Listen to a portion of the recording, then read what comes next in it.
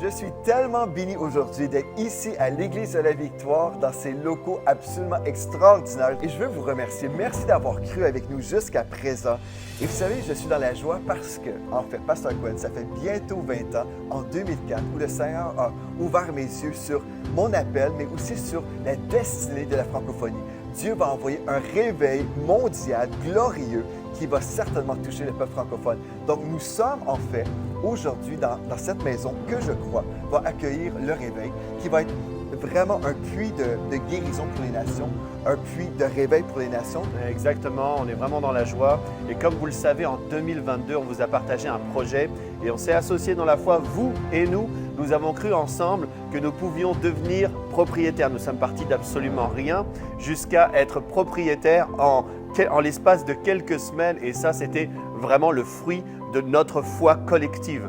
Mais maintenant, en 2023, nous voulons terminer les travaux de cette maison de prière, de ce puits de guérison. Amen. Et donc, nous voulons relever ensemble un défi glorieux, 60 jours pour bâtir cette maison. C'est pourquoi nous mettons à disposition pour tous ceux qui ont à cœur d'être des semeurs et des bâtisseurs, un site qui s'appelle 2000bâtisseurs.com. Je répète, 2000bâtisseurs.com, sur lequel vous pouvez vous rendre et croire avec nous que cette maison peut être terminée, les travaux, l'aménagement, en 60 jours. Et vraiment, c'est pas compliqué. Quand on prie et Dieu nous parle et on sème, c'est alors qu'on voit des percées. Comme on a fait, on a semé dans le passé. Vous avez déjà entendu des témoignages. On a semé d'une façon précise et puis on a vu une récolte des fois juste le lendemain en fait. Ouais, et c'est tellement glorieux. Donc, on veut vous encourager, chercher la face de Dieu, écouter sa voix et puis ensemble, je crois, on va voir une grande percée dans cette maison, mais aussi dans vos vies. C'est ça, donc on se donne rendez-vous sur le site 2000bâtisseurs.com et partagez la bonne nouvelle.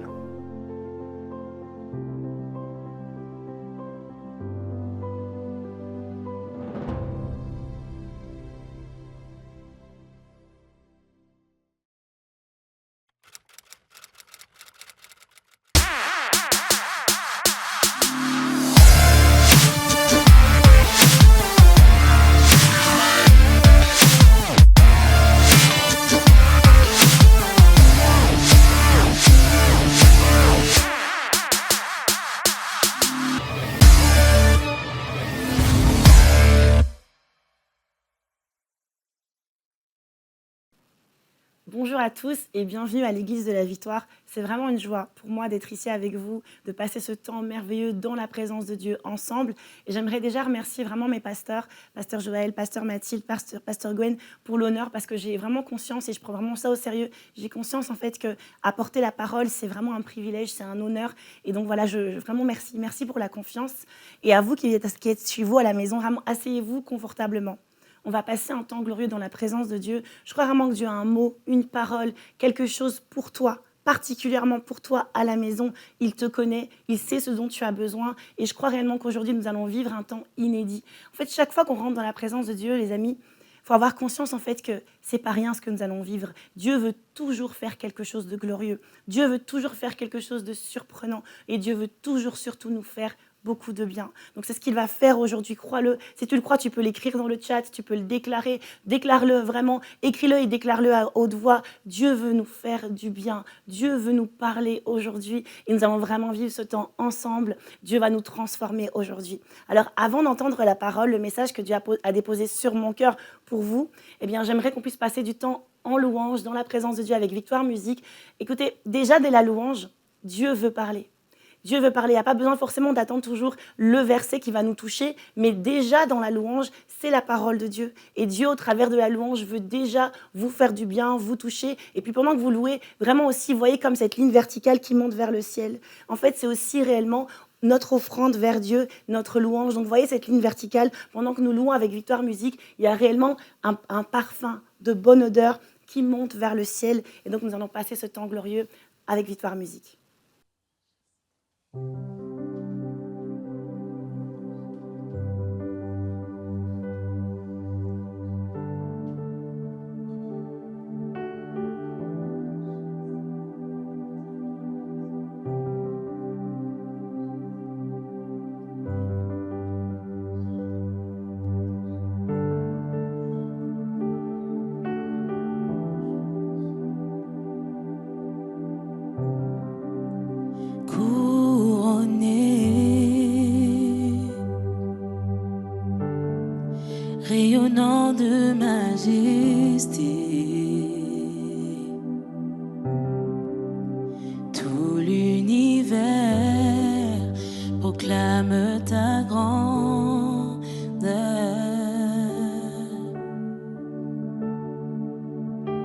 Jésus, merveilleux nom, qui est semblable à toi, ô Dieu.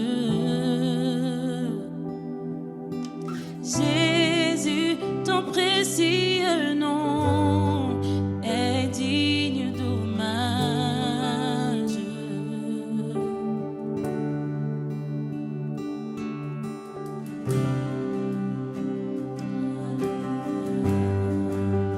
Jésus, ton précieux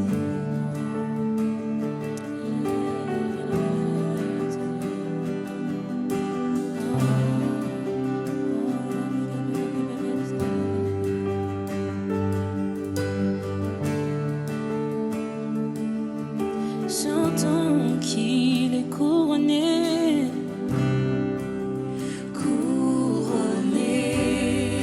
rayonnant de majesté, tout l'univers proclame ta grandeur. Oh, oui, glorifié par les anges prosternés. Tu es assis là-haut, à la droite du Père. Oh, chantons Jésus, merveilleux nom, qui est semblable à toi, ô Dieu. Jésus, ton précieux nom est digne d'hommage.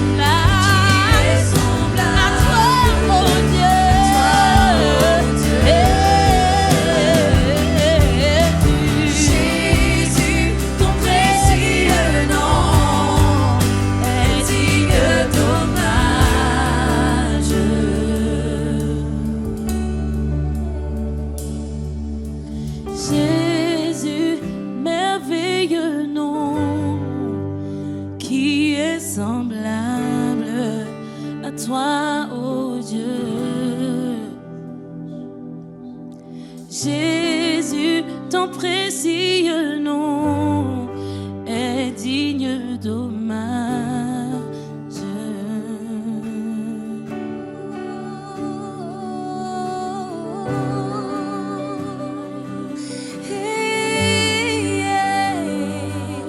Oh Jésus, quel merveilleux nom, sauveur d'amour, sauveur d'amour, sauveur d'amour, nous t'adorons. Jésus, merveilleux nom, qui est semblable à toi, ô Dieu. Jésus, ton précieux nom est digne d'hommage.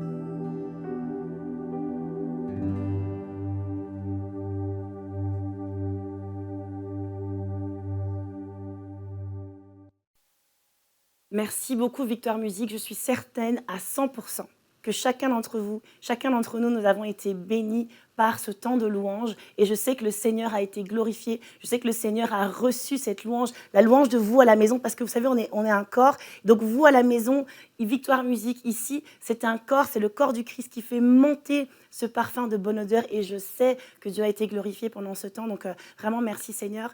Alors avant d'entrer dans le vif du sujet, dans la parole de Dieu, j'aimerais qu'on puisse ensemble à la maison, là où vous êtes avec moi, on va prier. Vraiment, on va remettre toutes choses entre les mains de Dieu. Vous savez, tout ça, c'est pour lui. Si vous êtes assis à la maison, là où je suis ici, c'est pour lui. Et on va juste prier pour remettre tout ce temps entre ses mains. Seigneur Tout-Puissant, vraiment prends le contrôle de tout. Viens, Seigneur, régner dans ce lieu. Et viens régner dans les maisons, dans les foyers. Partout, Seigneur, où ce message est entendu. Certains sont dans leur voiture. Certains vont l'entendre à leur travail pendant qu'ils sont en train de faire une pause. Je crois, Seigneur, que tu vas bénir chaque personne. Et je crois que tu vas toucher chaque personne. Je déclare que c'est un message, Seigneur, qui va bouleverser nos vies à jamais. La mienne, ainsi que celle de toutes les personnes qui vont entendre et recevoir dans une bonne terre. Je déclare que nous sommes des bonnes terres et nous recevons avec joie. Nous recevons avec joie, nous recevons, Seigneur, et ensuite nous portons beaucoup de fruits. Que ta parole, Seigneur, mon Dieu, puisse porter énormément de fruits en nous, Seigneur. Merci, Jésus-Christ. Prends vraiment tout. Prends ma voix. Prends ce que je suis, Seigneur. Règne dans mes pensées, afin que ton message soit délivré avec la plus grande fidélité possible, Seigneur. Afin que ton message, Seigneur, passe directement dans les cœurs. Dans le nom de Jésus, j'ai prié. Amen. Et à la maison, tu peux écrire aussi dans le chat. Amen, amen, amen. Parce que Dieu veut faire quelque chose de merveilleux aujourd'hui. Alors aujourd'hui, j'aimerais vous parler d'un message qui, moi, en fait, m'a tellement parlé quand Dieu me l'a révélé, quand Dieu a fait du ministère dans mon cœur. En fait, ça a bouleversé ma vie. Mais réellement, il y a eu un avant et puis il y a eu un après à ce que Dieu a déposé sur mon cœur pour vous aujourd'hui. Et j'aimerais qu'aujourd'hui, vraiment, vous puissiez le saisir. Vous savez, on est encore à peu près au début de l'année. À peu près. Soyez pas, ça va à peu près. On est encore à peu près au début de l'année. Au début de l'année, eh bien, on a tous des bonnes résolutions. On a tous on va noter en fait notre prière pour l'année. On va noter, certains vont dire, cette année-ci, je me mets au sport. Cette année-ci, je décide de manger plus sainement. En fait, on a tous des bonnes résolutions, des déclarations aussi que nous faisons pour l'année. Et 2023, c'est une année qui est quand même, qui vient de commencer. Et donc, c'est encore le temps. Et je crois que c'est encore le temps aujourd'hui de se dire quelle est ma déclaration, mais surtout, quelle est la prière que nous devrions tous faire en tant que corps du Christ, en tant qu'Église, en tant que personne que nous devrions tous faire en 2023. Et j'ai une petite anecdote à ce sujet. À la fin de l'année 2022, donc le 31 décembre, avec nos enfants, ce qu'on a fait, c'est qu'on a fait justement, on a fait cet exercice, c'est ça, de pouvoir se dire, OK, c'est quoi vos vœux? Quels sont vos vœux? Quelles sont vos prières pour 2023?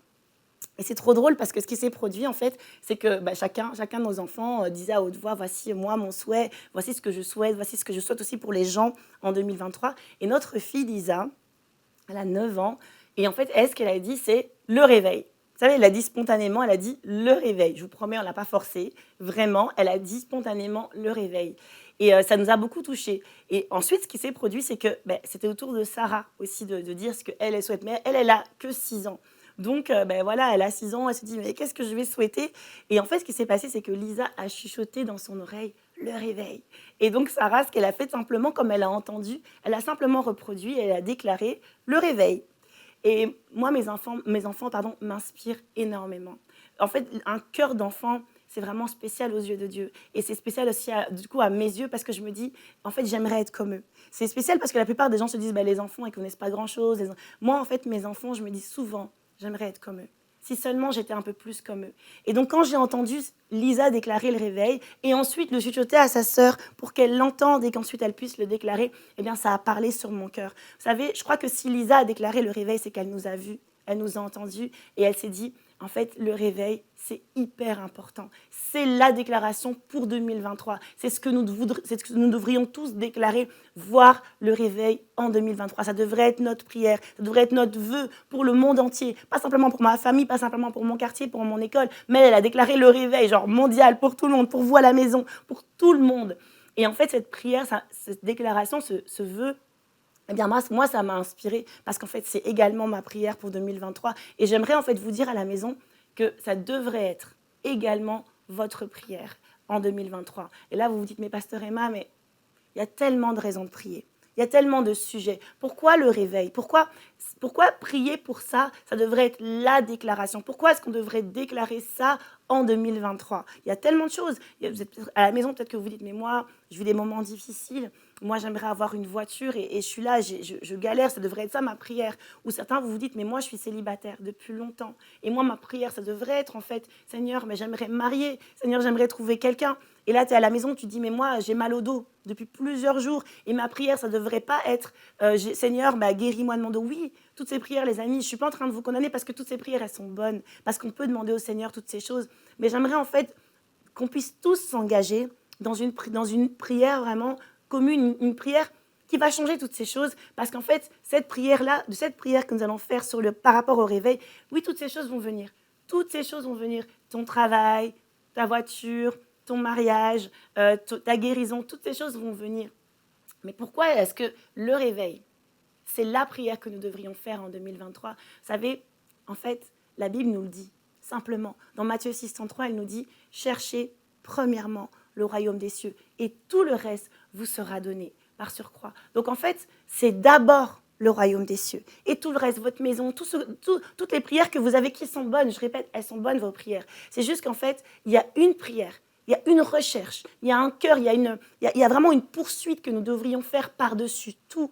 Eh bien, c'est le royaume des cieux. Et là, vous vous dites, ok, Pasteur Emma, je suis d'accord, c'est écrit dans la Bible. Donc, mais c'est quoi le royaume des cieux? Pourquoi le royaume des cieux, ce serait le réveil? Pourquoi ça devrait être ça, notre prière, en fait? Eh bien, vous savez, le royaume des cieux, la Bible nous en parle, en fait. Le royaume des cieux, c'est toute une histoire d'un royaume et d'un roi qui veut régner, qui veut faire du bien à tous ces sujets, qui veut prendre la place, qui veut faire du bien. Et donc ce règne, en fait, le royaume, le règne de cieux qui vient, c'est la justice, la paix, la joie, le bonheur, c'est les malades qui sont guéris, c'est les vies qui sont transformées, c'est le salut des âmes. Et ça me fait penser à quoi? Et moi, je ne sais pas pour vous, mais moi, ça me fait penser au réveil. Quand les gens sont transformés, quand la justice de Dieu est instaurée, quand les prisons doivent même fermer, parce qu'en fait, les gens ne commettent plus de crimes parce qu'ils sont tellement accrochés au Seigneur. Moi, j'appelle ça le réveil. Et donc, ma prière et la prière que vous devriez faire en 2023, je vais vous la dire. Vous pouvez même, si quelqu'un peut, j'aimerais bien que quelqu'un l'écrive même dans le chat. La prière que nous devrions faire, c'est Seigneur, accomplis en 2023 tes exploits. Fais-le à nouveau. Je vais la redire, comme ça tu peux l'écrire dans le chat. Seigneur, accomplis en 2023 tes exploits, fais-le à nouveau. Eh bien voilà, et ça c'est la prière. Et voici le message d'aujourd'hui. C'est la prière que nous devrions tous, mais tous faire en 2023. Cherchons premièrement ce royaume. Et là, tu dis, mais ok, les exploits, le royaume des cieux, le réveil. Mais en fait, si tu veux, ces exploits-là, c'est le réveil. C'est quand Dieu instaure son système. C'est quand Dieu instaure son royaume. Quand c'est lui qui gouverne. Quand c'est lui qui règne. C'est exactement le réveil. Et là, j'aimerais vraiment vous encourager parce que ce qui est merveilleux, c'est que ça ne vient pas simplement de ce que moi je pense. C'est ça qui est le plus important, en fait, c'est pas ce que moi je pense, vous savez. J'aimerais pas que vous puissiez ressortir de ce live en disant « Voici ce que Pasteur Emma pense. Voici ce que Pasteur Emma pense être la prière pour 2023. » Mais j'aimerais en fait que vous sortiez de là en ayant la conviction que c'est ce que Dieu veut. C'est ce que Dieu veut. C'est le plan de Dieu pour cette année en 2023. Et en fait, on va aller trouver ça dans sa parole. On va lire ensemble dans Habakkuk, au chapitre 3, au verset 2. On va lire ensemble. Je vous laisse le temps de prendre vos Bibles. C'est super important. Je vais la lire dans plusieurs versions parce que chaque version est hyper riche et j'aimerais qu'on puisse vraiment saisir la portée de cette prière, de notre prière, parce que c'est important, ça va être notre prière. Elle va nous conduire toute l'année. Alors j'aimerais vraiment qu'on puisse la saisir. Dans la Bible en français courant, Habakkuk 3, verset 2. « Seigneur, j'ai entendu parler de tes exploits et j'en suis rempli de respect. Accomplis au cours de notre vie des œuvres semblables. Fais-les connaître de notre vivant. » Dans la version Louis II, ça dit « Éternel, j'ai entendu ce que tu as annoncé. Je suis saisi de crainte.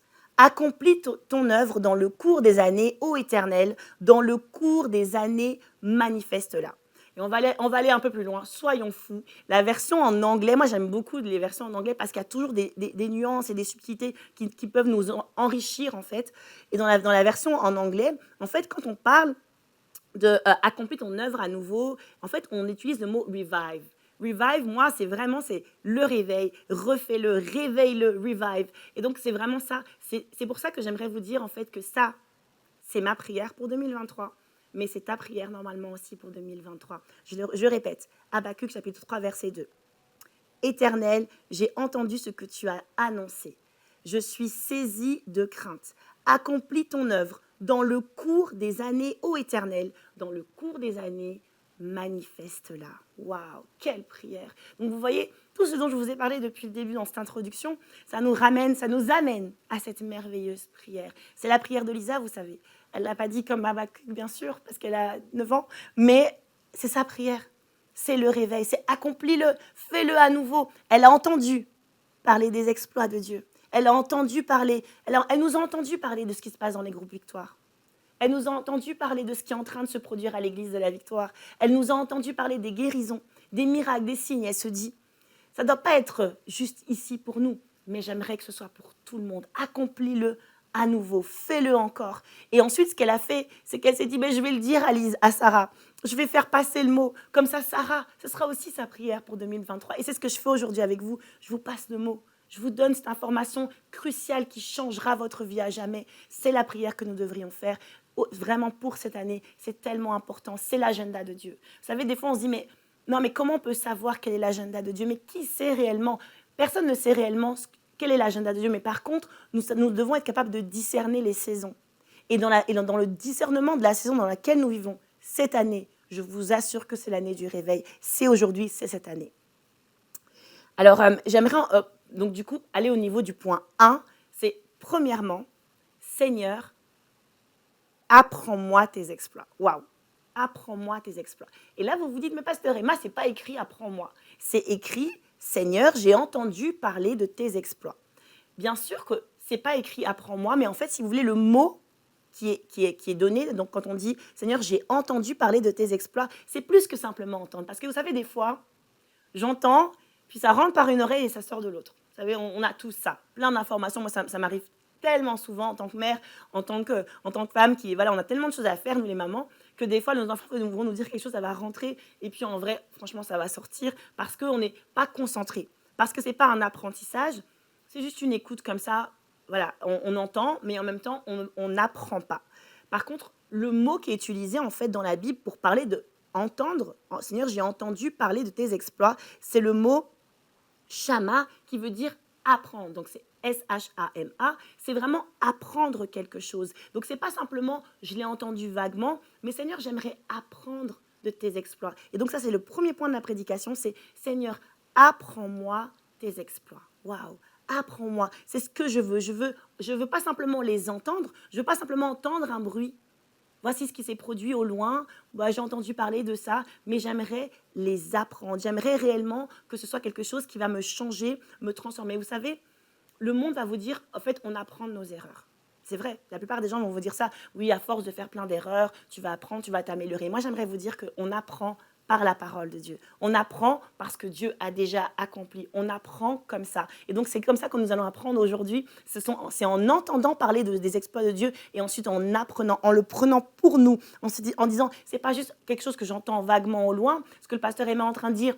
C'est pas juste un bruit qui se passe au Canada, c'est pas juste un bruit un peu éloigné, mais aujourd'hui, je prends la décision d'apprendre, que de ce que j'entends aujourd'hui va changer réellement ma façon de faire, ma façon de vivre. Dans Romains 10, 17, on nous dit ainsi, la foi vient de ce qu'on entend et ce qu'on entend vient de la parole de Dieu. Vous savez, si tu ne l'as pas entendu, tu ne peux pas l'apprendre. Tu ne peux pas le savoir et ça ne peut pas bouleverser ta vie. Donc en fait, j'aimerais vous encourager aujourd'hui à vraiment apprendre, entendre les exploits que Dieu a fait, apprendre les choses que Dieu fait pour pouvoir ensuite avoir un impact sur votre vie, pour que ça puisse changer réellement votre vie. Si on ne te l'a jamais dit, tu ne peux pas le savoir et ce n'est pas de ta faute. En fait, il faut être capable d'entendre les choses. Donc, je vais vous donner une petite histoire à ce sujet. Comme certains le savent, en fait, moi, je suis de formation, je suis kinésithérapeute. En tout cas, en France, on appelle ça kinésithérapeute. Ici, au Canada, on appelle ça plutôt physiothérapeute, mais c'est toujours le même métier. C'est un métier de la rééducation. Mais je n'ai pas toujours été kiné. Donc avant, en fait, mon rêve, c'était de devenir médecin gynécologue particulièrement. Et donc, ce qui s'est produit, c'est que j'ai commencé mes études, j'ai commencé médecine, j'ai fait 2 années de médecine. C'était compliqué. J'aurais besoin de plus qu'une prédication ici pour pouvoir vous expliquer, parce que c'était vraiment compliqué la médecine. Donc, j'ai passé 2 ans très difficiles. Et puis, je me retrouve à la fin de ces 2 années avec une vraie remise en question, mais qu'est-ce que je vais faire de ma vie ? Et là, je me dis, je sais pas trop, est-ce que j'ai même songé à faire hôtesse de l'air parce que comme je parlais plusieurs langues, je me suis dit hôtesse de l'air. Et puis en fait, si vous voulez, j'ai entendu parler d'une école de kiné. J'ai entendu parler d'une école de kiné. Et je sais pas, quelque chose a commencé à germer en moi. Il s'est passé quelque chose. J'ai entendu parler de cette école de kiné, mais c'est pas suffisant d'entendre juste parler. Qu'est-ce qu'il faut faire ? Il faut essayer d'apprendre de ce qu'on a entendu. Et donc, ce que j'ai fait, il y avait des portes ouvertes de cette école de kiné. Et je me suis dit, je vais y aller. Je vais voir par moi-même. Je vais entendre par moi-même. Je vais y aller. Et donc, je me suis retrouvée dans cette école de kiné. Et là, en fait, dans cette école, je rencontre pour la première fois la directrice. Et là, elle me dit, on discute, j'explique un petit peu mon parcours. Je dis que je viens de 2 années de médecine, etc. Mais que ça ne s'est pas passé comme je voulais. Mais que moi, j'avais un rêve. C'était vraiment m'occuper de toute la sphère féminine, etc. Et toute la sphère mère-enfant. Et voilà. Et donc, j'avais comme une déception de ne pas pouvoir aller dans mon rêve. Et puis là, elle me dit, mais tu savais que, en fait, moi, en tant que directrice, elle me dit, je suis spécialisée en urogynécologie. Je n'avais jamais entendu parler de ça. Je ne savais pas qu'il existait des kinésithérapeutes spécialisés en périnéologie, donc tout ce qui concerne la sphère féminine, toute la rééducation pré- et postpartum. Et je me dis, mais what ? Je n'avais jamais entendu parler de ça. Donc, comment j'aurais pu rêver de ce métier-là si je n'avais jamais entendu parler, si jamais personne ne m'avait dit, eh bien, il existe ça, et voici, c'est quelque chose qui finalement matchait complètement avec mon rêve. Et donc, comme j'ai entendu parler de cette spécialisation, vous connaissez la suite de l'histoire, certainement, c'est logique. Après mon master, après mes 4 ans, je me suis spécialisée ensuite en urogynécologie, en périnéologie, et j'ai exercé pendant plusieurs années, pendant 13 ans, ce merveilleux métier. Donc, je m'occupais des mamans, etc. Mais si je ne l'avais pas entendu, si je n'avais pas, mais ça, pas simplement à entendre et que ça passe comme ça, mais entendre, apprendre, vous savez, ensuite apprendre et ensuite le mettre en pratique pour ma propre vie. Et c'est ça que nous devons faire avec les exploits de Dieu également. C'est pas simplement juste entendre passer un exploit comme ça, un vague bruit de ce qui se produit, que Dieu a déjà accompli des miracles. Ok, ça s'est déjà produit, mais prends-le pour toi. Aujourd'hui, prends cette décision de le prendre pour toi. Et vous savez, entendre, vous savez, des fois, ce qu'il va faire l'ennemi, c'est qu'il va un peu mettre comme des parasites dans ce qu'on entend, des bruits négatifs, des mauvais bruits. Il n'y a pas que le bruit des exploits. il y a le bruit négatif. Il y a les mauvais bruits également. Et ces bruits-là, moi, aujourd'hui, je vais vous donner vraiment un conseil qui, pour moi, a vraiment m'a fait beaucoup de bien quand je l'ai mis en pratique. C'est, vous savez, les mauvais bruits, en fait, vont vous parasiter. Vu que la foi vient de ce qu'on entend. Ce qu'on entend vient de la parole de Dieu, ça nous transforme, ça nous apprend, ça nous fait du bien, ça nous change. Et les mauvais bruits, qu'est-ce qu'ils vont faire ? Il va y avoir des choses négatives qui vont germer. Il va y avoir des mauvaises herbes qui vont germer dans vos cœurs. Une fois qu'on a entendu quelque chose de négatif, ça a un impact réel sur nos vies. Alors aujourd'hui, j'aimerais t'encourager, il faut que tu tries. Donc, apprendre des exploits de Dieu, premier point. Mais donc, du coup, dans ce premier point, j'aimerais t'encourager à dire je refuse les bruits mauvais.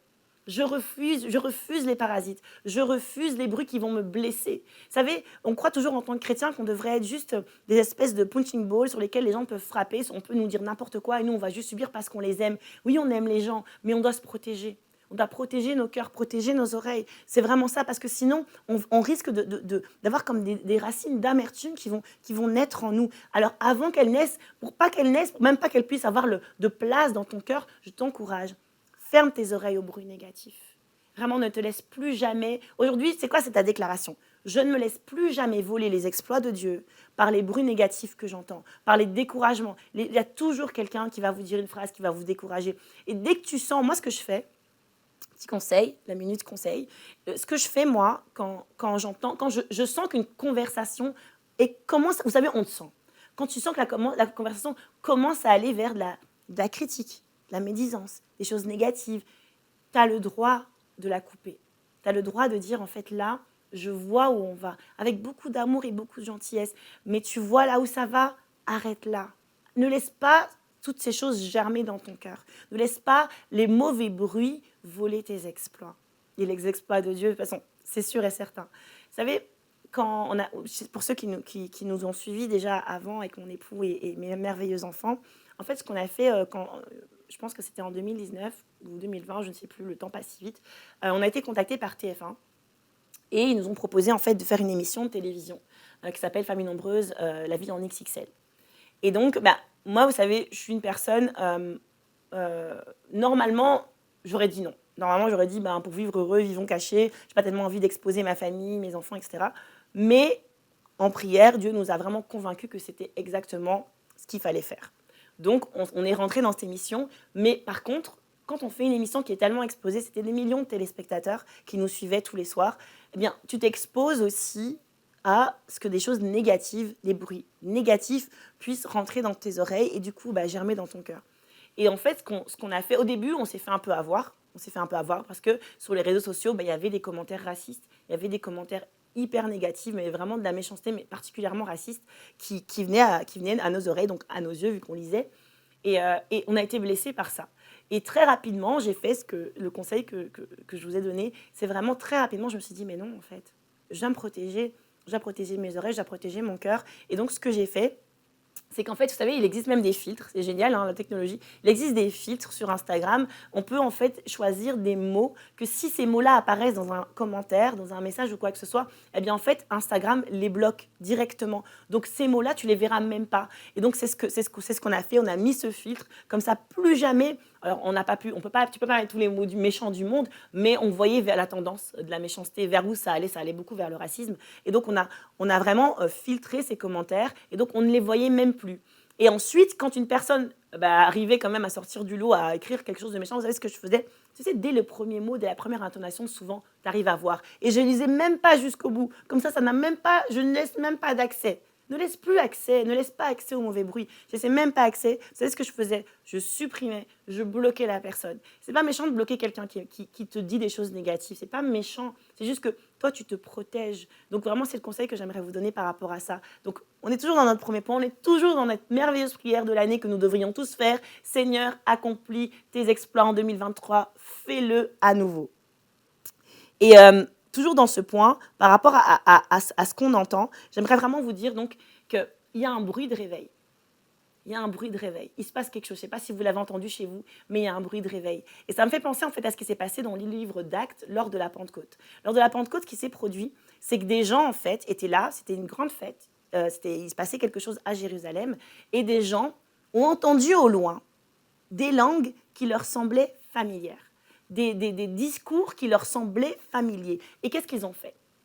Ils se sont rapprochés pour entendre. Parce que quand ça te semble familier, tu te dis, bah alors là, il faut que j'aille plus près, il faut que j'entende. Et en fait, parce que les gens qui étaient dans la chambre haute, en fait, ils parlaient dans leur langue maternelle. Donc, c'était très familier pour eux, et donc ils se sont rapprochés. Pourquoi je vous dis ça?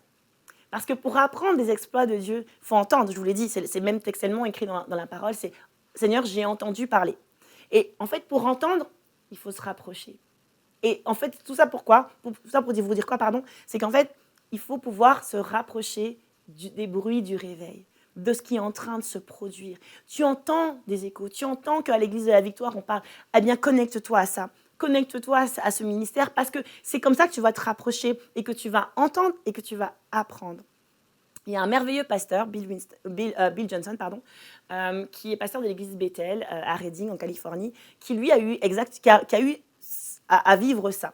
Ce qui s'est produit, c'est que lui, quand il a commencé son ministère, il a commencé à entendre dans son église et à voir dans son église qu'il se produisait quelque chose, qu'il y avait quelque chose de différent, qu'il y avait en fait des gens qui commençaient à vivre des choses dans la gloire de Dieu, qui commençaient à être guéris. Il y a des gens qui commençaient, comme nous on vit à l'église de la Victoire, qui commençaient à tomber dans la gloire de Dieu. Il y a des guérisons, des signes, des miracles.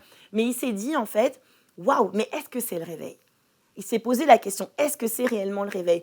Et à ce moment-là, au début de son ministère, il y a un grand réveil qui a éclaté en Argentine. Et vous savez ce qu'il a fait? Il s'est rapproché. Parce que le réveil, c'est un bruit qui lui était familier. Il s'est rapproché, il est parti en Argentine.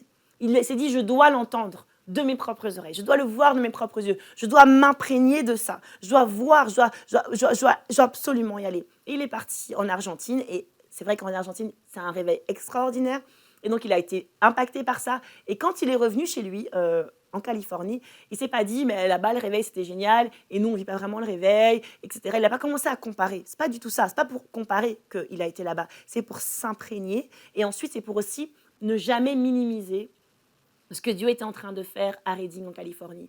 Et parce que vous savez, parfois, on peut entendre des grands bruits. Tu entends ce qui se passe à l'Église de la Victoire, tu te dis, bah, c'est bien, mais du coup, tu minimises un peu ce que toi, tu vis chez toi, que ce soit dans ta maison, dans ta famille, avec tes enfants, dans la prière quotidienne. Tu dis, est-ce que nous, on vit vraiment le réveil? Et je voudrais vous donner une vérité, c'est qu'une toute petite pomme, un tout petit bébé pomme minuscule, c'est déjà une pomme à 100%. Même si aujourd'hui, ce que tu vis dans ta maison, c'est un petit réveil, ou dans ton entourage, dans ton travail, dans ton école, peut-être toi, jeune, là où tu es, tu dis, mais oui, on commence tout doucement à prier, mais là-bas, ils vivent ça, etc. C'est pas pour comparer. Non, en fait, tu es déjà, même si tu es au début, tu es une pomme à 100%. Et quand tu vois la belle pomme qui brille, qui est merveilleuse, vous savez, la belle pomme rouge, là, tu te dis, mais elle est mieux que moi. Non, c'est juste, c'est aussi une pomme. C'est juste qu'elle est dans un stade de maturité différent du tien. Mais pourtant, tu es à 100% une pomme. Donc, tu es à 100% le réveil. Si tu as les signes du réveil, les caractéristiques du réveil, tu es déjà dans un réveil, ne minimise pas. Et donc, c'est ce qu'il a fait. Il s'est imprégné donc du réveil là-bas, et ensuite, il est parti déposer ça chez lui, mais en considérant quand même ce que Dieu était déjà en train de faire dans son église. Nous, il y a quelques temps, vous avez certainement entendu parler de ça. Il y a un réveil qui a éclaté au Kentucky, aux États-Unis, dans une université, les universités Asbury. Et nous, c'est la même chose. Pareil. On s'est dit, Habakkuk 3:2, Seigneur, j'ai entendu, là, j'entends, il se passe quelque chose. Je dois absolument aller m'imprégner. Mais vous savez, on n'a pas été comme ça. On n'a pas été juste en disant, bah oui, je vais aller. Non, en fait, Dieu a parlé. Dieu nous a dit d'y aller pour s'imprégner et pour pouvoir ensuite nous venir ici et amener ce que nous, on a reçu là-bas. Donc, premièrement, entendre. Mais pas simplement entendre, mais apprendre. C'est notre premier point. C'est sûr, tout le monde maintenant ici apprend et entend. Donc, tout le monde aujourd'hui, en écoutant ce live, je crois que vous avez tous à cœur maintenant d'entendre parler du réveil, mais plus que ça, de l'apprendre. On va retourner à notre verset central, qui est dans Habakkuk 3, parce c'est celui qui va nous guider pendant toute cette prédication. Dans Habakkuk 3, il va dire, donc dans la version Louis II, « Éternel, j'ai entendu ce que tu as annoncé. Je suis saisi de crainte. » Voici le point 2. Cette crainte-là, elle est particulière. Le point 2, c'est donc que ma prière soit motivée par la crainte de Dieu. Waouh, la crainte de l'Éternel. Ok, c'est pas le sujet le plus stylé que les gens aiment prêcher, le sujet le plus prêché dans l'Église. Il faut se l'avouer, c'est pas quand même un sujet que les gens aiment forcément aborder. Parce que la crainte, je crois en fait que, mais surtout en français, je crois que c'est un mot qui peut être ambigu, qui peut, pour toi, ne pas vouloir dire la même chose que pour moi. Et donc, c'est vrai que le mot crainte de l'Éternel, on ne l'a pas toujours bien compris. Mais aujourd'hui, j'aimerais vraiment vous dire qu'une prière empreinte de la crainte de Dieu, que quand la crainte de Dieu s'empare de toi, que tu es saisi de la crainte de Dieu, en fait, ce n'est pas juste un mot comme ça. La crainte de l'Éternel, en fait, c'est une puissance. La crainte de l'Éternel, c'est quelque chose qui change tout. La crainte de l'Éternel met des choses en action. La crainte de l'Éternel, c'est une puissance. Saisis-la aujourd'hui. N'aie plus cette notion de crainte de l'Éternel comme est-ce que j'ai peur de Dieu. On revient à ce que je disais au départ. Je vous ai parlé, cherchez premièrement le royaume des cieux, n'est-ce pas? C'est ce que je vous ai dit au départ. Je vous ai parlé du réveil, je vous ai dit, c'est un royaume. Tout ça, c'est une histoire de royaume. C'est une histoire d'un roi qui vient imposer, pas imposer, mais qui vient instaurer, son règne sur terre.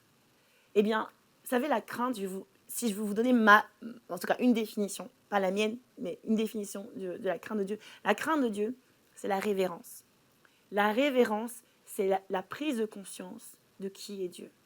Que, en fait, on ne joue pas. Personne ne joue à l'église. C'est très, très, très sérieux. Même si Dieu, il est tellement amour, il est tellement bon, c'est un bon père, mais il est également redoutable. Il est également ce grand roi. Il est également le créateur du ciel, de la terre. Il est tout puissant. C'est ce Dieu-là que nous servons. Et donc la crainte de l'Éternel, c'est la révérence. C'est la prise de conscience de « ici, je suis face au Créateur. Je suis face à la grandeur. Je suis minuscule face à la grandeur de Dieu. Et pourtant, il m'appelle fille. Et pourtant, il m'a aimée. Et pourtant, mais par contre, ne jamais oublier, il est redoutable. Il est Dieu, il est grandiose, il est extraordinaire. C'est ça la crainte de l'Éternel. On revient à mon histoire de roi. Un roi, quand il rentre dans une pièce, qu'est-ce que l'on fait? On va faire une révérence. On va d'abord se lever, puis on va faire une révérence. Parce que c'est le roi. Un roi terrestre, là. On va faire ça, c'est sûr, vous feriez ça. Il n'y a personne en face d'un roi qui va rester insensible. Parce qu'on a conscience de l'autorité du roi. On a conscience que le roi a énormément de pouvoir. On a conscience qu'on n'a pas affaire à n'importe qui. Eh bien, vous savez, le roi des rois, quand il est dans une pièce, là où il est maintenant dans votre maison, là où il est ici dans ce lieu, eh bien moi, c'est ça que je ressens, c'est cette crainte. Je suis saisie de la crainte de Dieu. J'ai conscience, je veux avoir conscience qu'il est Dieu, qu'il est tout-puissant. La Bible nous dit, en fait, allons voir c'est quoi cette crainte. Allons voir ce qu'elle fait, cette crainte. La crainte de l'Éternel, dans Proverbe 1 au verset 7, la crainte de l'Éternel est le commencement de la connaissance. Vous savez, c'est vraiment connaître Dieu. Si je crains Dieu, c'est parce que j'ai conscience de qui il est. Vraiment, la crainte de l'Éternel, c'est remettre Dieu sur son trône. C'est remettre Dieu sur son trône, là où il est. Et là où il a toujours été, en fait. C'est le mettre à la bonne place dans votre vie. La bonne place, c'est qu'en fait, il est tout puissant. Il est souverain. Il est le roi des rois. C'est le remettre à cette place-là. Et quand vous allez le remettre à cette place-là, comme je vous l'ai dit, la crainte de l'Éternel, c'est pas juste un fait, c'est pas juste une action, c'est une puissance. Et allons-y dans la parole pour qu'on puisse étayer ce que je dis. Parce qu'encore une fois, ça ne sert à rien d'entendre ce que Pasteur Emma dit. Le plus important, c'est ce que la parole dit. La parole dit dans Acte 2, au verset 43, « La crainte s'emparait de chacun. Et il se faisait beaucoup de prodiges et de miracles parmi les apôtres. » Quand tu crains l'Éternel, les prodiges, les miracles, la voiture que tu voulais, tu veux sortir du célibat, etc., etc., mais ça commence par la crainte de l'Éternel. Ça commence par le remettre à la bonne place. Ça commence à chercher premièrement le royaume des cieux. Ça commence par ça, par avoir conscience de ce royaume, avoir conscience que c'est lui qui est en premier et être dans la révérence, dans la crainte. Attention, la crainte, c'est pour ça que je vous ai dit au début, la crainte, ce n'est pas le sujet le plus stylé, parce que j'ai conscience qu'en français, le mot crainte est souvent associé à quel mot? Vous allez le dire tout simplement dans le chat, c'est sûr, ça, c'est associé à la peur. Et donc, on croit souvent qu'on devrait peut-être... Est-ce qu'on doit avoir peur de Dieu? Qu'est-ce que je dois faire en sa présence? Est-ce que c'est une peur? Ce n'est pas du tout la peur. La crainte s'oppose à la peur. Ce n'est pas de la peur. La peur, vous savez, la peur, c'est quelque chose qui ne peut pas aller avec l'amour. L'amour parfait, il est sans peur. La peur ne peut même pas aller avec la foi. Alors que pourtant Dieu nous demande d'avoir la foi. C'est impossible de lui plaire si on n'a pas la foi. Donc la peur vient par opposition. Ce n'est pas la crainte de Dieu du tout. Du tout, du tout, du tout. La peur nous fait même prendre les plus mauvaises décisions. La plupart du temps, les décisions que vous prenez, motivées par la peur, elles sont mauvaises. Réellement. Je vais vous donner une petite anecdote là-dessus, concernant la peur, qui me fait prendre de très mauvaises décisions.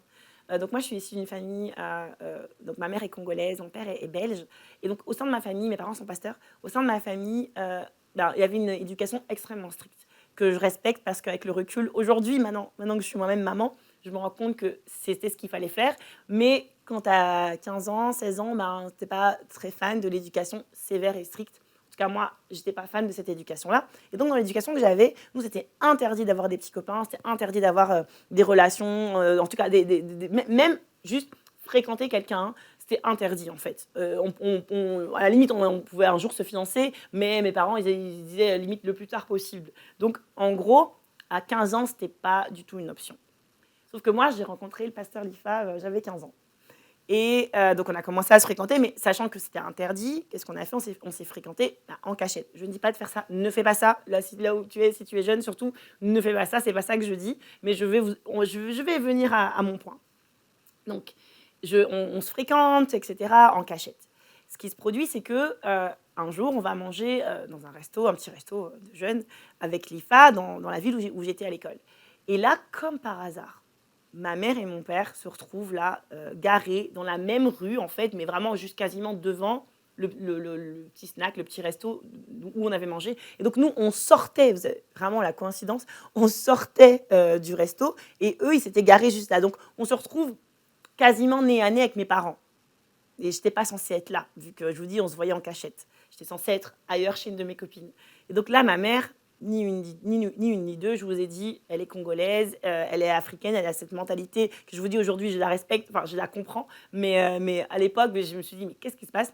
Ni une ni deux. Et c'est une histoire véridique, plusieurs pourront l'attester. Elle prend sa chaussure et elle la jette sur l'IFA. À ce moment-là, l'IFA, il court, il s'enfuit, il me laisse seule dans cette situation la plus bizarre du monde à gérer donc mes parents qui ont découvert que j'avais un petit copain en fait. Donc l'IFA s'en va, moi je me retrouve là et donc ça c'est mon climat à la maison. C'est un climat, j'avais peur.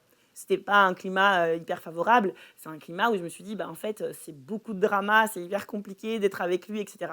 Donc à ce moment-là, moi je prends la décision motivée par la peur. Je me dis, mais moi, ce gars, en fait, c'est compliqué, là. C'est toujours des procès. Là, c'est un problème. C'est le climat à la maison, je ne vous raconte même pas après cette histoire. Donc là, je prends la décision de le quitter, motivée par la peur. Donc je l'appelle, je lui dis, écoute, laisse tomber, on arrête là, c'est trop compliqué, etc. Et voilà. Mais seulement, je n'ai pas la paix après ce coup de téléphone. Je me dis, je sentais, en fait, qu'il était fait pour moi. Je sentais qu'il était la personne que Dieu avait désignée pour vraiment ma vie. Mais je me disais, c'est trop compliqué. La peur m'a fait prendre cette décision. Mais j'étais chrétienne déjà.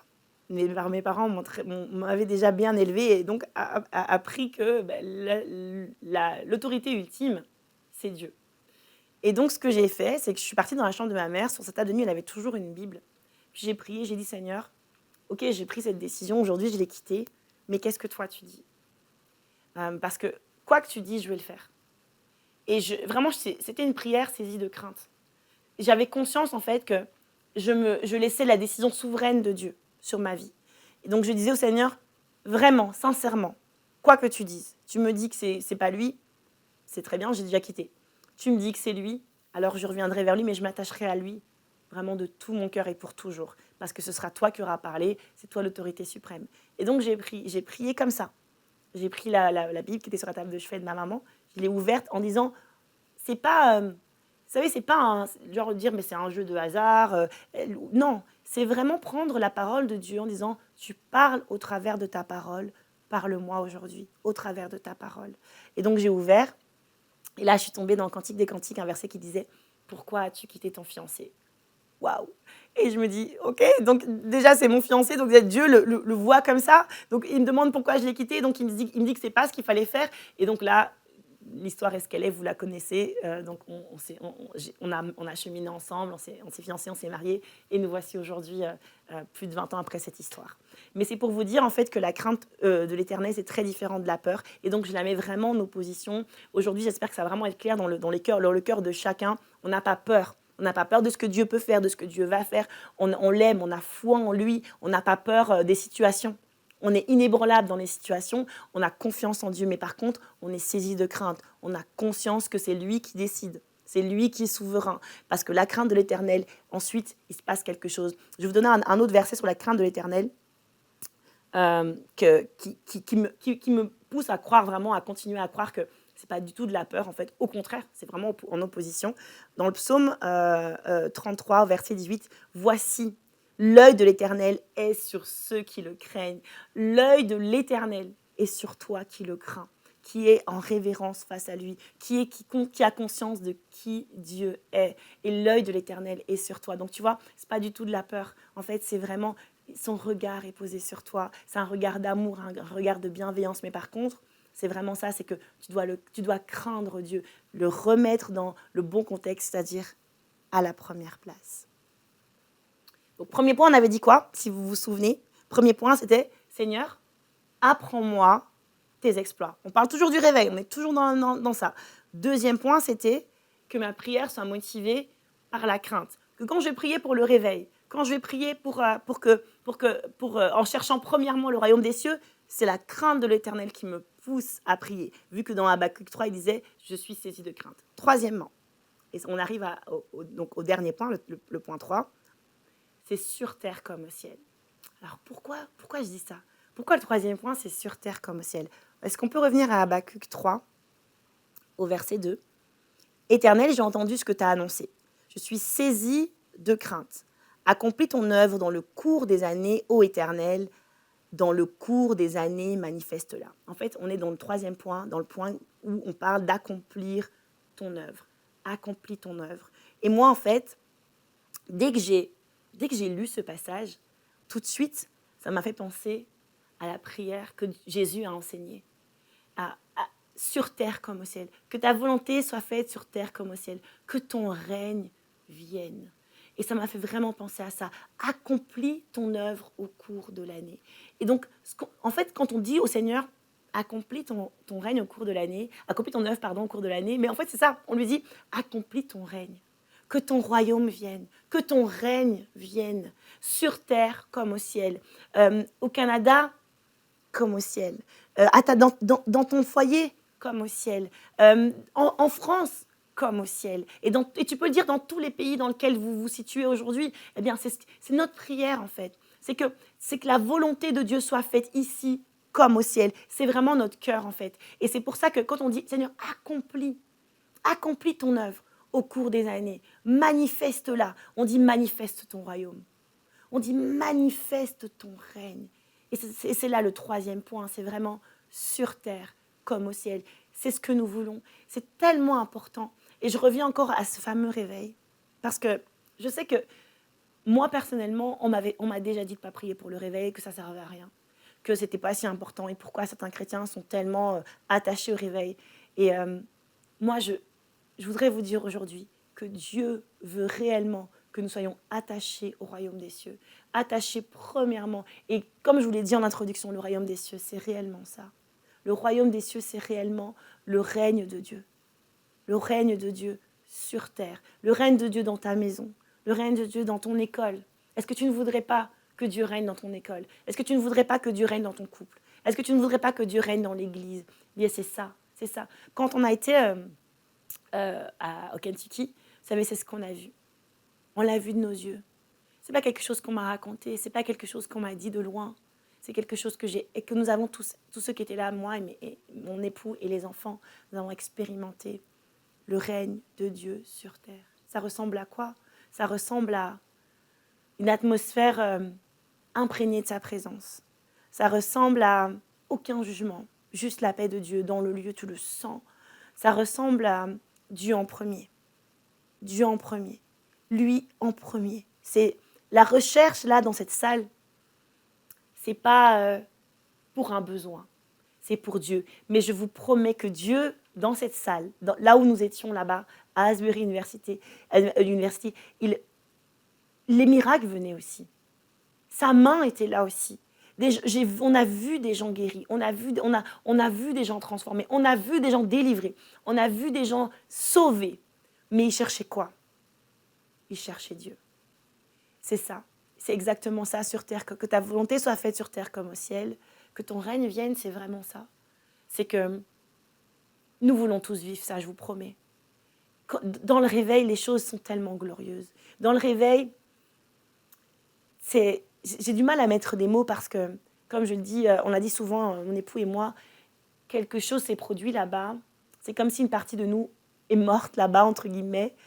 Tout l'aspect religieux, tout l'aspect, des fois, des choses qu'on s'est mis, eh bien, c'est laissé rester là-bas. Et les personnes qui sont ressorties de ce réveil-là, et la personne qui est devant vous aujourd'hui, c'est une personne vraiment qui est transformée, qui met Dieu en premier.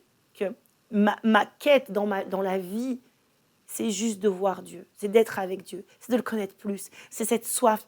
Et quand ça se produit, eh bien c'est là que les malades sont guéris, etc. Tout vient aussi, mais premièrement, que son règne vienne. Premièrement, son royaume. Et là, ce que je me dis, c'est que vous devez vous dire, ok, Pasteur Emma, on a compris. On a compris que c'est la prière que nous devrions tous faire en 2023. Mais est-ce qu'elle fonctionne, cette prière? Est-ce qu'elle fonctionne? Est-ce que quelqu'un a déjà prié ça et ça a fonctionné? Déjà, avant de t'expliquer, et on va clôturer par ça, mais avant de t'expliquer ça, j'aimerais te dire que déjà, dans Habakkuk 3, j'aimerais vraiment insister ça, c'est vrai, c'est important. Là, il y a quelque chose d'important, il dit « accompli au cours des années ». Ça veut dire qu'il y a un timing. Et ça veut dire donc que Dieu n'est pas offensé quand tu dis « Seigneur, fais-le maintenant ». Dieu n'est pas offensé quand tu dis « je veux voir le réveil dans ma génération ». Allons plus loin, je veux voir le réveil en 2023. Dieu n'est pas offensé par ça. Dieu ne se dit pas, mon Dieu, pour qui elle se prend, elle veut me forcer, elle veut forcer un timing. Non, pas du tout. Habakkuk l'a fait parce qu'il savait, il a fait cette prière parce qu'il savait que quand tu demandes à Dieu, avec foi, avec cœur, Dieu le fait. Dieu l'accomplit. Et donc aujourd'hui, là où tu es, ne sois pas offensé, ne sois pas découragé parce que tu dis, mais je n'ai pas vraiment le droit de demander tout de suite. Demande tout de suite. Demande maintenant. Un petit témoignage, c'était dimanche dernier en fait, donc c'est un témoignage très frais.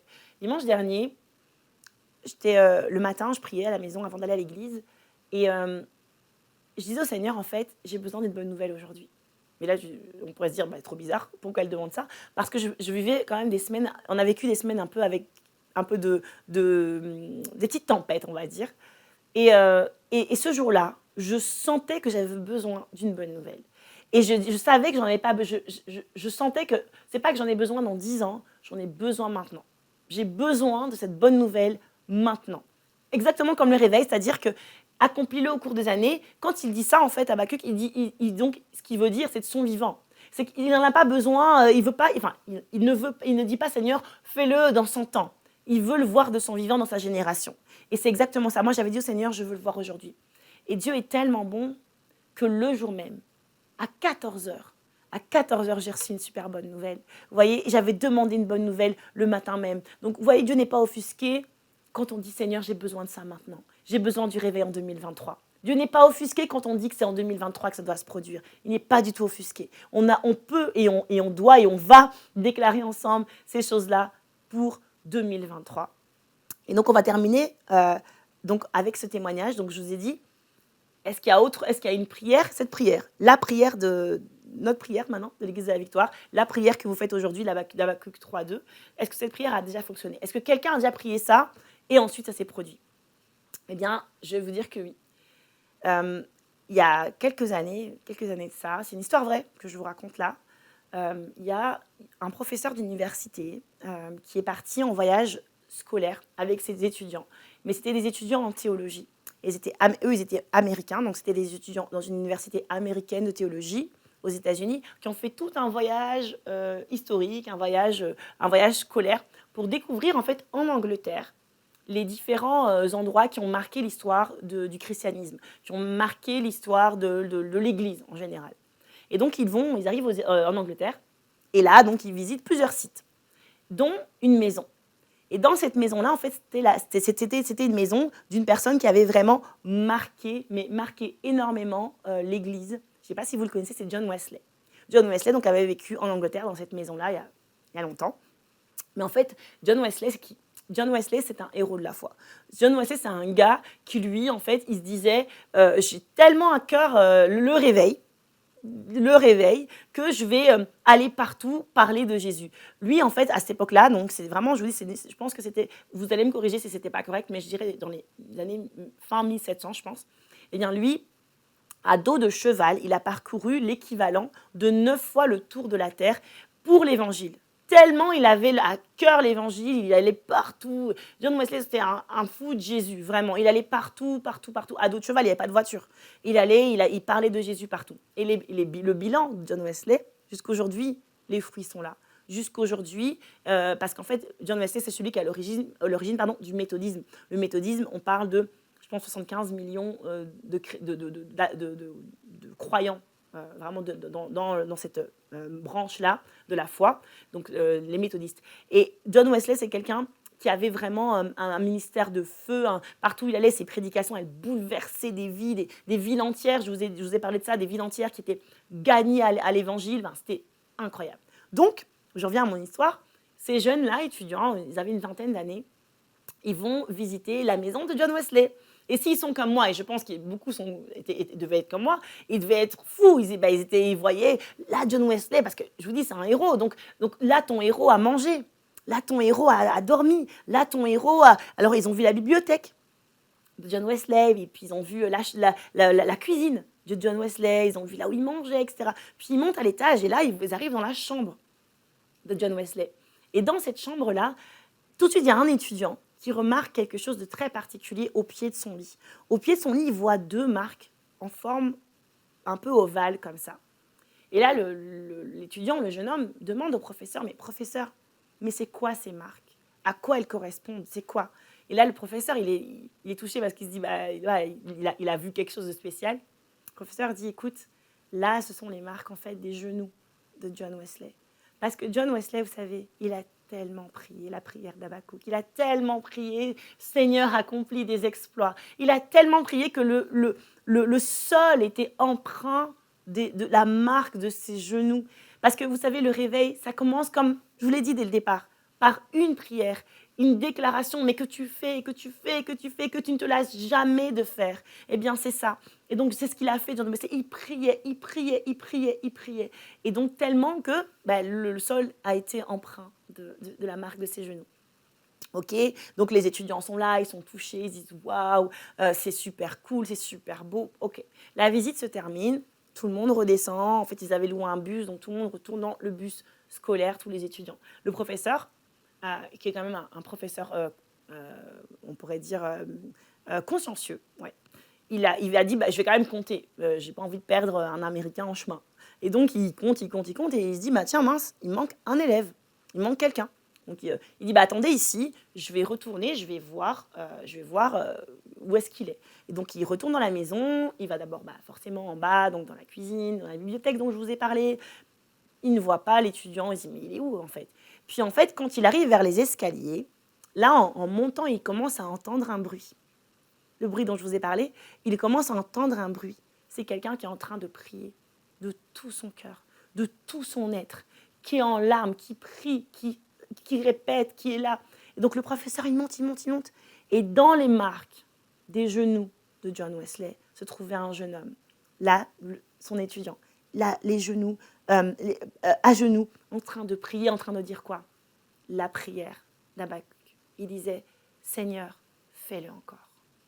Seigneur, fais-le encore. Seigneur, fais-le encore. Et il le disait de tout son cœur. Et vous savez ce qu'il disait? Il disait, mais pas simplement fais-le encore, mais fais-le aussi. Fais-le avec moi aussi. Moi aussi, en fait. John Wesley, c'était pas juste c'est un héros, mais c'est un être humain. Et tu as accepté que tu te serves de lui. Fais-le avec moi. Fais-le. Seigneur, en 2023, ça c'est notre prière à nous, mais lui, c'est ce qu'il disait, lui. Il disait, Seigneur, fais-le à nouveau. Et là, le professeur, il se dit, quand même, on doit rentrer. Donc, il met sa main sur l'épaule du jeune et lui dit, Billy, Il est temps d'y aller. Puis ils s'en vont. Et certains ont déjà compris, là à la maison, vous avez peut-être déjà compris, qu'il s'agissait de Billy Graham. C'est une vraie histoire dont je vous parle. Ça s'est vraiment produit. Billy Graham, il avait 22 ans quand ça s'est produit à peu près. Là, dans les genoux, dans les marques de genoux de John Wesley, son destin a changé. Sa vie a été transformée. Cette prière a porté du fruit. Parce que c'est ce que je voulais vous dire, c'est que je voulais vous parler de cette prière qui a déjà fonctionné. Elle a fonctionné pour lui parce que Billy Graham, je vous parle de 215 millions de personnes qui ont accepté le Seigneur au travers de ces différentes croisades. Je vous parle d'un homme qui était conseiller des présidents américains. Je vous parle d'un homme qui a impacté sa génération. Il a été nommé à plusieurs reprises l'homme le plus aimé, le plus influent des États-Unis. Oui, Billy Graham. Mais à 22 ans, dans les marques de genoux de John Wesley, sa destinée s'écrivait en prière, avec cette prière que je vous encourage à faire aujourd'hui. Alors j'aimerais qu'on puisse prier. J'aimerais qu'on puisse prier tous ensemble maintenant. On a entendu parler des exploits de Dieu. On est saisi de crainte. Et aujourd'hui, nous faisons cette déclaration. Et là où tu es à la maison, j'aimerais que tu puisses te sentir à l'aise de lever les bras, de fermer les yeux et de prier de tout ton cœur, de tout ton cœur. Seigneur, j'ai entendu parler de tes exploits. J'ai entendu ce que tu es capable de faire. Tu es le même Dieu qui a ouvert la mer Rouge. Tu es le même Dieu qui ressuscite Lazare des morts. Tu es le même Dieu qui accomplit tant et tant et tant d'exploits. Seigneur, j'ai entendu parler d'un John Wesley. J'ai entendu parler d'un Billy Graham. Seigneur, fais-le à nouveau. Seigneur, en 2023, fais-le encore. Seigneur, fais-le encore. Seigneur, c'est le temps. C'est pas dans 10 ans. On demande que tu le fasses maintenant. Seigneur, fais-le encore.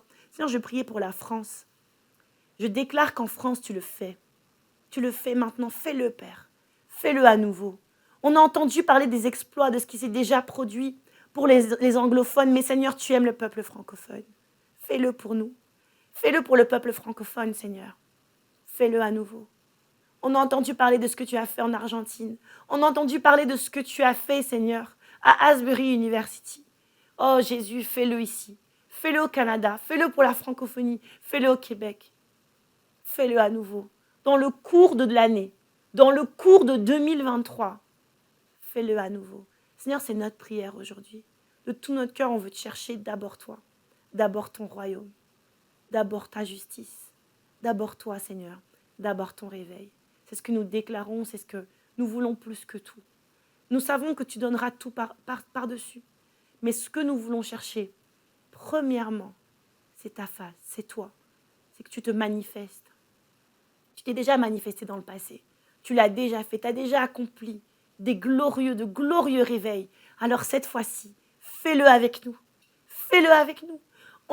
Nous reconnaissons que nous ne sommes pas parfaits. Nous reconnaissons, Seigneur, que nous sommes vraiment, mais loin d'être à la hauteur. Mais Seigneur, toi, tu nous as justifiés. Alors aujourd'hui, nous tenons en tant que justes, en tant que saints, et nous disons, fais-le. Oh Père, fais-le avec moi. Fais-le avec moi, Jésus. Fais-le avec mes frères et sœurs qui sont là, dans leur maison. Fais-le avec nous. Fais-le cette année. On va pas se fatiguer. Tu ne vas pas te fatiguer, Seigneur, de nous. Tu ne vas pas te fatiguer de nous entendre, mais nous n'allons pas nous fatiguer de le déclarer, de le demander. Fais-le au Canada. Seigneur, je prie pour la jeunesse. Je déclare que cette jeunesse est réveillée. Je déclare, Seigneur, que ce que tu as fait avec Billy Graham, ce que tu as fait avec John Wesley, oh Seigneur, tu vas le faire. Je déclare des stades remplis pour la gloire de Dieu. Je déclare, Seigneur, que c'est maintenant, c'est en 2023 que ça se passe, qu'il y a un shift qui se passe. L'Église est de nouveau debout, stable. L'Église est remplie de la gloire de Dieu. L'Église fonctionne, l'Église touche des âmes en multitude. Je déclare cela au nom de Jésus. Peu importe ce qui se passe dans le monde, ça n'a rien à voir parce que l'Église, elle, sur toi, sur elle, Seigneur, tu fais briller ta face. Sur elle, Seigneur, mon Dieu, ta lumière brille. C'est cette année, c'est maintenant, nous le déclarons dans le nom de Jésus. Est-ce qu'on peut acclamer, Seigneur? Est-ce qu'à la maison, tu peux acclamer, Seigneur? Est-ce que tu peux mettre des petits bonhommes, des petits émoticônes qui acclament le Seigneur? Il est digne d'être acclamé. Vraiment, il est trop bon, n'est-ce pas? Donc on est à la fin de ce merveilleux service. On est toujours dans notre campagne des 2000 bâtisseurs. On avance vraiment, on avance vers cette maison de réveil. On avance. Donc, là où tu es à la maison, tu peux aussi faire partie de ça. Tu peux vraiment rejoindre cette armée de bâtisseurs, ces personnes qui ont un cœur. Parce que vous savez, les millions d'âmes, elles arrivent. Hein. Ça, c'est sûr et certain. Mais il faut bien les mettre quelque part. Et donc, on les met dans un bâtiment, on les met dans une église, dans une arche. Et donc, c'est maintenant que nous devons la bâtir. Et donc, je vous encourage à la maison, si vous n'avez pas encore participé, si vous n'avez pas encore pris part à ce merveilleux projet, ben, c'est le temps. Vous pouvez rejoindre l'armée des 2000 bâtisseurs pour vraiment faire une différence. Pour faire une différence dans cette génération, maintenant, dans le cours de l'année. Voilà, vraiment, je bénis Seigneur pour vos vies. Je crois que vous avez été bénis. Je crois que Dieu a parlé à vos vies. Et d'ici à la prochaine fois, rappelez-vous de ceci. En Jésus-Christ, vous êtes richement bénis.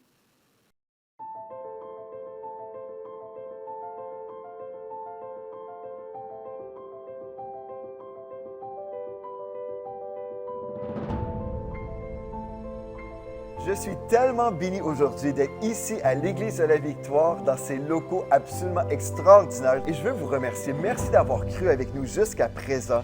Et vous savez, je suis dans la joie parce que, en fait, Pasteur Gwen, ça fait bientôt 20 ans, en 2004, où le Seigneur a ouvert mes yeux sur mon appel, mais aussi sur la destinée de la francophonie.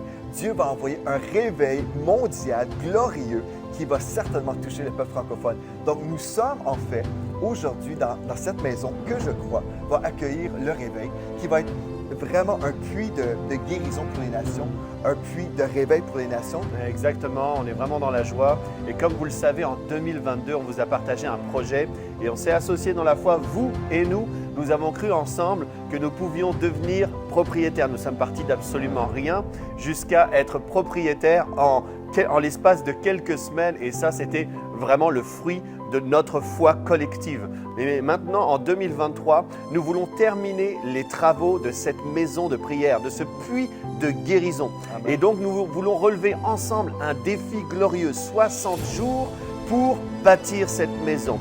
C'est pourquoi nous mettons à disposition pour tous ceux qui ont à cœur d'être des semeurs et des bâtisseurs, un site qui s'appelle 2000bâtisseurs.com. Je répète, 2000bâtisseurs.com, sur lequel vous pouvez vous rendre et croire avec nous que cette maison peut être terminée, les travaux, l'aménagement en 60 jours. Et vraiment, c'est pas compliqué. Quand on prie et Dieu nous parle et on sème, c'est alors qu'on voit des percées. Comme on a fait, on a semé dans le passé. Vous avez déjà entendu des témoignages. On a semé d'une façon précise et puis on a vu une récolte des fois juste le lendemain en fait. Et c'est tellement glorieux. Donc, on veut vous encourager, chercher la face de Dieu, écouter sa voix et puis ensemble, je crois, on va voir une grande percée dans cette maison, mais aussi dans vos vies. C'est ça, donc on se donne rendez-vous sur le site 2000bâtisseurs.com et partagez la bonne nouvelle.